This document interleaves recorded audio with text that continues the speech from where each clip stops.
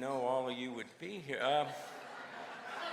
It's an honor to be asked by Amy to come and say a few words about this great man, her father.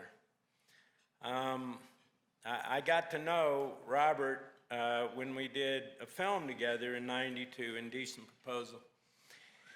I admit he's the only man on earth I would sell my wife to. And I also admit unabashedly that he is the only man I'd return the money to take me for a night.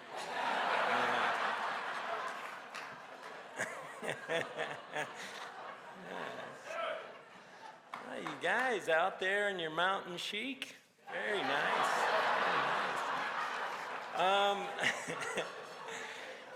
For some of you younger folks who didn't live in the 60s, 70s, or 80s, you might be hard for you to understand what Robert Redford meant to my generation or my mother's generation. Robert Redford was a star in my firmament even before I dreamed of being an actor. He was part of my childhood.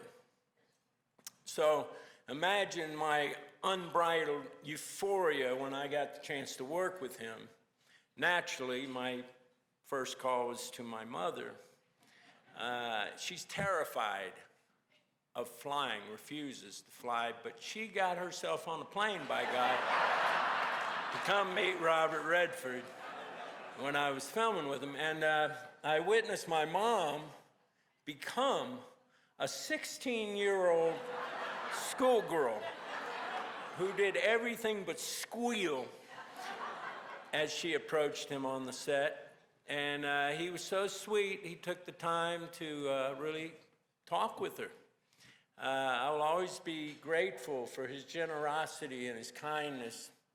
I never saw my mother so happy in her life. She was bubbling over with joy and lust, sure, yeah. When that was weird.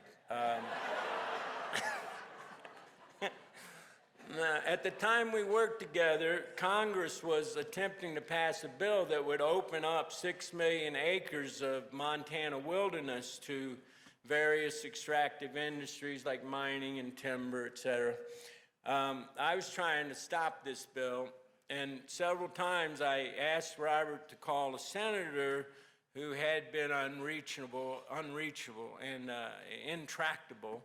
And you can believe that senator took that call from Robert and changed his tune. Robert's contribution to protecting the environment was part of what made him a truly great American. His genius as an actor was matched by his genius as a director. And he didn't just create many iconic films, he made space for others to do the same. How many writers and directors got their start here at Sundance? Too many to name. Like Chloe, brilliant Chloe. But also, I remember one of the first that I saw was getting his start here was Steven Soderbergh, who made a film, Sex, Lies, and Videotape. You know, imagine giving a master storyteller like Steven Soderbergh his start. And how many cents? I don't even know. But once Robert had firmly established the Sundance Institute labs to support the development of new cinema, the question quickly arose how to connect these new projects to new audiences. Robert became the director of the Sundance Film Festival in 1985, and as we all know, it grew into a major international event, as witnessed by this chic crowd. You know, with its history deeply tied to Park City and Utah for almost half a century, tonight we want to extend our immense gratitude and love to Park City and the entire state of Utah.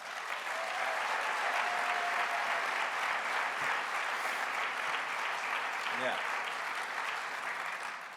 It is now my pleasure to bring to the stage a gentleman many of you know quite well, the former 10-year director of the Sundance Festival, who admonished me before he came out. He said, "Do not kiss me on the mouth."